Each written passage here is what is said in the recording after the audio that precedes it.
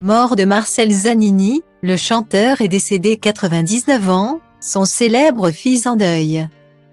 C'est une triste nouvelle pour le monde de la musique, à 99 ans, Marcel Zanini, musicien et chanteur de jazz réputé, s'est éteint ce mercredi 18 janvier à l'hôpital à Paris. A indiqué à l'AFP son fils Marc-Édouard Enabé, dont le vrai nom est Alain Zanini. Écrivain controversé, parfois monté sur scène avec l'artiste. Une triste nouvelle pour ses fans, qui l'ont accompagné en spectacle jusqu'aux années 2010. Le chanteur du tube très connu Tu veux ou tu veux pas, adapté d'un succès du Brésilien Wilson Simonal. Nem Vem que Nao Tem, s'est en effet produit sur scène dans diverses formations jusqu'à ces dernières années. Grâce à la clarinette et au saxophone qui ont fait sa gloire pendant toute sa carrière. Style Diva place Holdé à 1 et à 1, 8 300 px, minimum et 250 px, at media screenend, minimum 8 990 px, div. A place Holdé à 1 et à 1, 8 620 px, minimum et 350 px, style.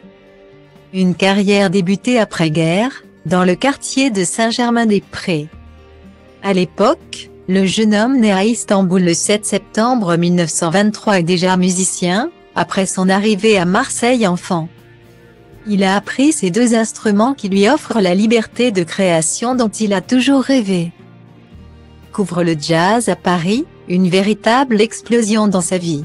Il quitte Paris pour New York pendant quelques années et s'exerce aux côtés des plus grands. Si le grand public le connaît ensuite comme un chanteur de variété, avec son chapeau et ses grosses lunettes, l'homme refusera de chercher la célébrité, déclarant en interview pour La Dépêche que ce n'était pas son genre de harceler les journalistes pour passer à la télé. Il avait aussi refusé de surfer sur le succès de son tube, qui le satisfaisait simplement parce que grâce à cette chanson, je fais mon métier et ça fait 36 ans que ça dure.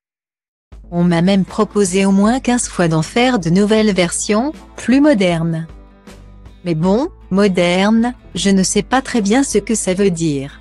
Et puis ce disque était très bien comme ça, avait-il même déclaré. Une fois en la musique qu'il aura gardé jusqu'au bout.